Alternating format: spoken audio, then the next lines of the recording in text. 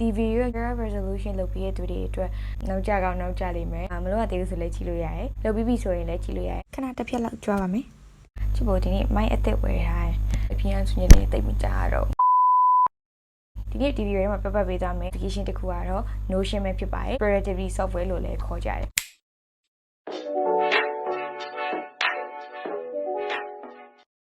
Hi အားလုံးပဲမင်္ဂလာပါချစ်ပွားမှာဒီနေ့ပြောပြမှာကြောင်းကတော့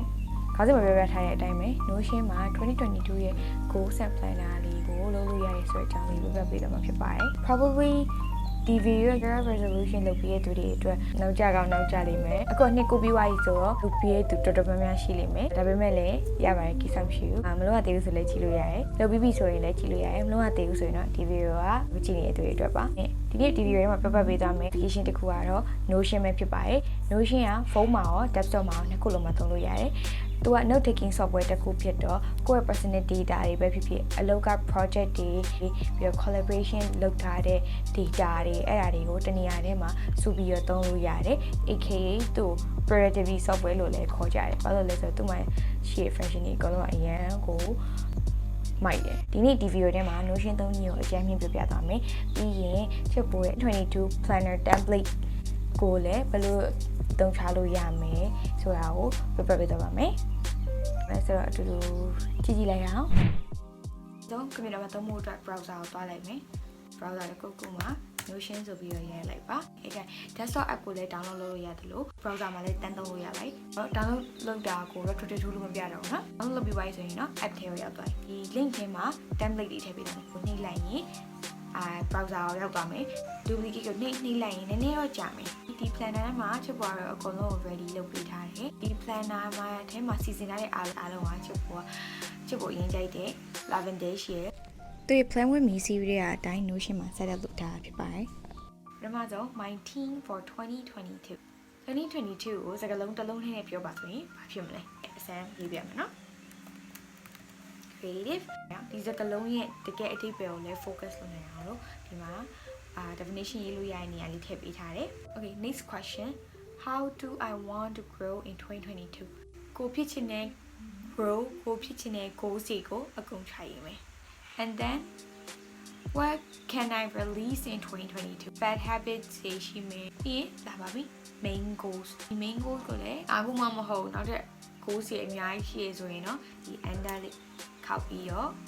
နောက်တဲ့အားရေးလို့ရပါသေးတယ် then ဒီ personal growth ရှိရအောက်မှာ mini goal လေးရှိဒါအကုန်လုံးကိုထည့်ရမယ်လို့တော့မဆိုလို့ဒါပေမဲ့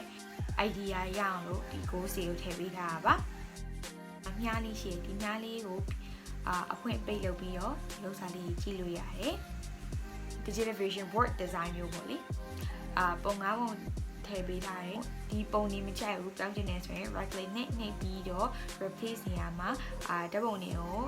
upload လုပ်လို့ရတယ် okay ဆိုတော့ဒါကတော့2022 new year goal planner ပါ2022အတွက် new goals လုပ်ပြီးသွားရင်ပြန်ပြီးတော့ break down လုပ်ပါမယ်ဒီဘက်တောင်လေးမှာ monthly plans and reflect ဆိုပြီးရရှိပါတယ်တစ်လချင်းဒီတိုင်းမှာကိုယ့်ရဲ့2022မှာချထားတဲ့ goals တွေကိုပြန်ပြီးတော့ break down လုပ်မယ်ဒီ January ကတော့ပြီးသွားပြီမလို့မပြတော့ဘူးဆိုတော့ February ကိုသွားမယ်တော့ February ပြီးရင်ဒီအောက်မှာကိုကြိုက်တဲ့ quote ကိုလည်းဒီမှာပြောင်းလို့ရပါတယ်ဟိုနောက်ပိုင်းသတိထားမိရတာက goal ချပြီးဆိုရင်ဟိုဖြစ်ချင်တဲ့ goal တွေဆိုတာတဲ့ဘာလို့ဖြစ်ချင်ရလဲဆိုတော့ရည်ရွယ်ချက်ရှိရမယ်ပေါ့လေဆိုတော့intention ဒီ February လကိုစကားလုံးတစ်လုံးနဲ့ဖော်ပြပါဆိုရင် intention this month will be blah blah ပြီးရင် weekly planner ချက်ပိတ်မယ်မြားလေးရှိမြားလေးတွေပါတဲ့ဟာဖွင့်ပိတ်လုပ်လို့ရတယ်ဒါလေးကိုတစ်ချက်ပိတ်မယ်ဖွင့်မယ် okay ဒါလေးခဏတစ်ချက်ပိတ်ထားမယ်အောက်မှာလာမယ်အောက်မှာ top 3 goal ဒီ mini goal ရေဖြည့်လို့ရမယ်အနည်းရေ2လီတာတောက်မှလား workout 5 minute လုပ်မှလား meditation 7 minute လုပ်မှလားဒါရေးလို့ရတယ်ပြီးတော့ next month အတွက်နောက်လအတွက် idea ရရမယ်ဖြစ်လို့ဆရာရှာပဲပြီးဒီမှာခြာရေးလိုက်လို့ရမယ်ဒီလမှာကြည့်ခဲ့တဲ့ memory highlight ဖြစ်ဆုံး memory ကိုလည်းဒီမှာရေးထားလို့ရအောင်လုပ်ပေးထားတယ်ကိုယ့်ရဲ့ပြန်ပြီးတော့ reflect လုပ်လို့ရတဲ့အရာလေးကိုထည့်ပေးထားတာပါဒီမှာလည်းမြားလေးကိုနှိပ်လိုက်ရင် last month was ဆိုပြီးတော့ဒီ February လမှာဖြစ်ခဲ့တာကိုပြန်ပြီး reflect လုပ်ဖို့အတွက်နေရာလေးပါဘာကို review လုပ်လို့ရတယ်reflect လုပ်လို့ရတဲ့အားလေးကိုခြာရေးပေးထားပါတယ်ပြီးတော့ဒီလဲဟာလေးကိုပြန်သွားပါမယ် ဟုတ်ပြီဒါတလားအတွက် goal ချပြီးသွားရင်ဆိုရင်အဲ့ goal တွေကိုပြန်ပြီး break down ပြန်လုပ်ပါမယ်ဒီနေရာလေးကတော့ weekly planning လုပ်လို့ရအောင်လုပ်ပေးထားတာပါဒီမှာညလေးရှိမယ်ညလေးကိုနှိပ်လိုက်တဲ့အချိန်ကျရင်အရင်ဆုံး2022ရှိမယ်ပြီးရင် month February ဘယ်နှစ်ရက်နေ့ကနေရောဘယ်နှစ်ရက်နေ့အတွင်းပေါ့လေပထမဆုံးစတွေ့ရမှာ this week priority ပေါ့ကိုယ့် top 3 priority ကိုခြိုက်ရေးထားမယ်ဒီတိုင်းlaptop ဖွင့်တာနဲ့ဒီ page ကိုအမြဲတမ်းသွားဖြစ်တယ်ဒီ priority list ကိုကြည့်လိုက်မယ်ဆိုရင်လည်းကိုဘာလုပ်ရမလဲဆိုတာကိုအမြဲတမ်း reminder ပေးနေရပေါ့လေပြီးတော့နေ့တိုင်းအတွက် to do list ပုံစံမျိုးလေးတွေလည်းလုပ်ပေးထားတယ်ပြီးတော့ calendar လေးလည်းကြည့်လို့ရအောင်ထည့်ပေးထားတယ်ဒီအပတ်အတွက်ပြီးသွားပြီဆိုရင်ဒီမှာပေါင်းလက္ခဏာလေးနဲ့ new week ဆိုတာရှိတယ်အဲ့ဒါကိုတစ်ချက်နှိပ်လိုက်မယ်ဆိုရင်နောက်ထပ် week အသစ်တွေအများကြီးထုတ်လို့ရပါတယ်ဒီလိုပို့နေရာတွေကိုဖြစ်ချင်နေဆိုရင်တော့ select လုပ်လိုက် delete လုပ်လိုက်ရပါပြီ okay ဒီအပတ်အတွက်ကိုရဲ့ဒီ to do list ကပြည့်သွားပြီဆိုရင်ပြန်ပိတ်ပြီးတော့ဒီနားမှာရှုပ်နေတာမကြိုက်ဘူးဆိုရင်အဆက်ကလေးရှိရအဆက်ကလေးကိုဒီအောက်ကနေ archive ထဲကိုထည့်လိုက်လို့ရပါတယ်ဒါတော့ချစ်ဖို့ကဒီရက်ပိုင်းမှာ clouds တို့အပင်လေးတွေကိုအရင်ကြိုက်နေရဆိုတော့ဒီ cloud ပုံစံထားတာမဟုတ်ဘူး cover ကိုမကြိုက်ဘူးဆိုရင်လည်းဒီမှာ change cover ဆိုပြီးတော့လည်းကြိုက်တဲ့ပုံလေးတွေရွေးပြီးထည့်လို့ရတယ်ဒီလိုပဲဒီ sunflower ပုံကိုနောက်ကျင်နေဆိုရင်လည်း emoji ပေါင်း16,000အကုန်ပြောင်းလို့ရပါတယ် emoji မှမဟုတ်ဘူးကိုကြိုက်တဲ့ပုံတွေကိုပါ upload လုပ်ပြီးတော့ပြောင်းလို့ရပါတယ်ဒါတော့ချစ်ပွဲ planner အကြောင်းကိုပြပေးသွားဖြစ်ပါတယ်ဒီဘက်ဘားလေးကိုကြည့်လိုက်မယ်ဆိုရင်ချစ်ပွားတော့ဒါချစ်ပွဲလက်ရှိလုပ်ပြီးသားဟာရေမလို့ပေါ့လေဒီမျိုး page လေးတွေထားလို့ရတယ် page အသစ်တစ်ခုထုတ်တော့မယ်ဆိုရင်ဒီမှာ plus icon လေးရှိရဲလေးလေးချင်းကြရင်ဒီမှာကိုကြိုက်တဲ့ title ပေးလိုက်လို့ရတယ်ဥပမာnote ပေါ့လေပြီးရင်ကိုကဒါကိုစာတွေမှတ်လိုက်လို့လည်းရတယ် paper လေးတွေ board တွေနဲ့ database ဆောက်လို့ရတာလည်းရှိတယ်သို့မဟုတ်တခါတည်း ready to use လုပ်လို့ရမယ့် template လည်းရှိပါတယ် template ဆိုတဲ့နေရာလေးကိုတွားလိုက်ရင်ဒီမှာ template ပေါင်းအများကြီးရှိပါတယ် design အတွက်လား students တွေအတွက် class note လား lesson planning လား marketing အတွက်လား engineering အတွက် HR အတွက်လား project management အတွက် sales personal use အတွက်ဆိုရင်လည်းဒီမှာ quick note personal home ဒါတွေရှိမယ်ပေါ့လေမျိုးစုံအများကြီးတောင်းလို့အရင်ကသုံးဝင်တဲ့ template တွေအများကြီးရှိပါတယ်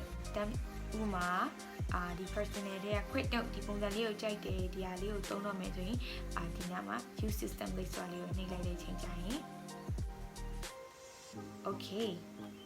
ဒီမှာ template တခုရပါပြီပြီးတော့သူ့မှာက light mode နဲ့ dark mode ဆိုပြီးတော့နှစ်မျိုးရှိတယ်ဒီဥစ္စာကိုလည်း setting ထဲမှာတွားပြီးချင်းလို့ရပါတယ် setting ထဲကိုဝင် my notification နဲ့ setting ဆိုတဲ့ထဲမှာ light နဲ့ dark ဆိုပြီးတော့ရှိပါတယ်ဆိုတော့ dark ပဲသုံးဖြစ်တယ် dark ဆိုရင်ဒီလိုမျိုးလေးဖြစ်သွားမယ်